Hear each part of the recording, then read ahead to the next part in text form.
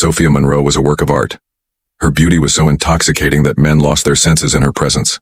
Her long, raven black hair cascaded down her back, her piercing green eyes held secrets untold, and her hourglass figure, always wrapped in the tightest designer dresses, turned heads wherever she went.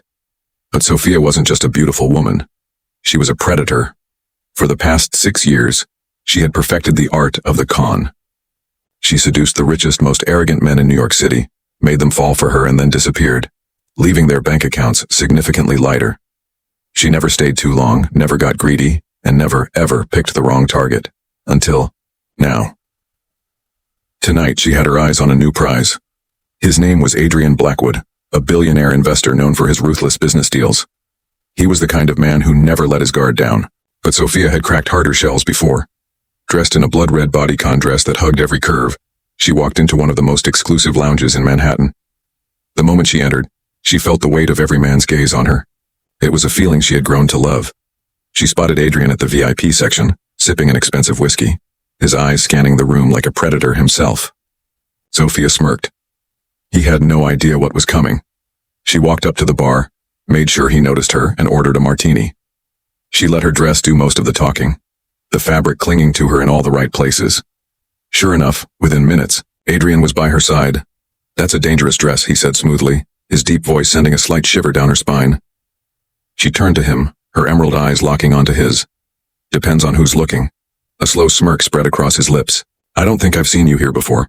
"I like to keep my adventures spontaneous," she said, sipping her drink. "And you?" "Let's just say I enjoy discovering rare things." Sophia chuckled. This was too easy.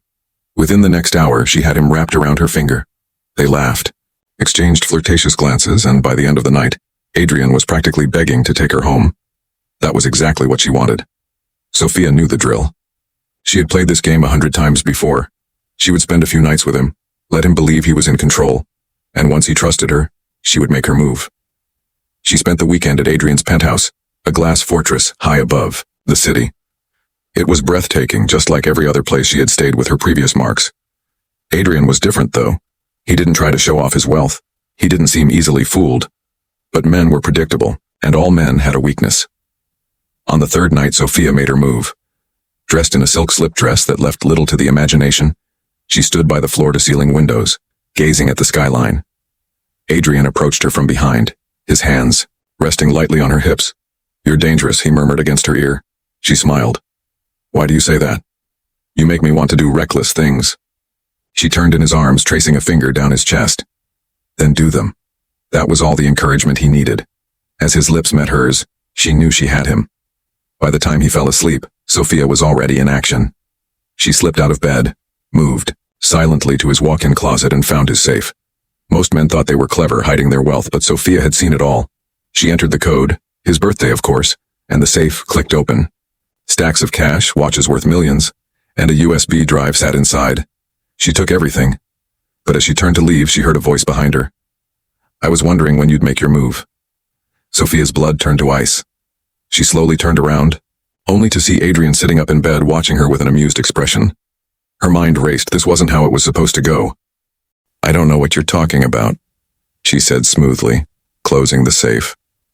Adrian chuckled. "Oh, come on, Sophia.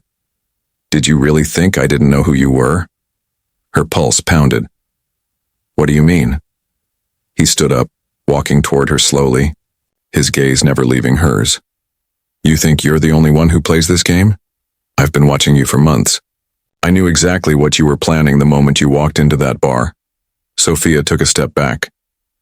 "Then why did you let me get this far?" Adrian smirked. "Because I wanted to see if you were as good as they say." He leaned in, his voice dark and dangerous. "Turns out you're even better." Sophia's instincts screamed at her to run, but she held her ground. "So what now? You call the cops?" Adrian laughed. "No, sweetheart. You and I are the same. I don't want to punish you. I want to offer you a deal." She raised an eyebrow. "A deal?" "You work for me. I have a list of men who need persuading.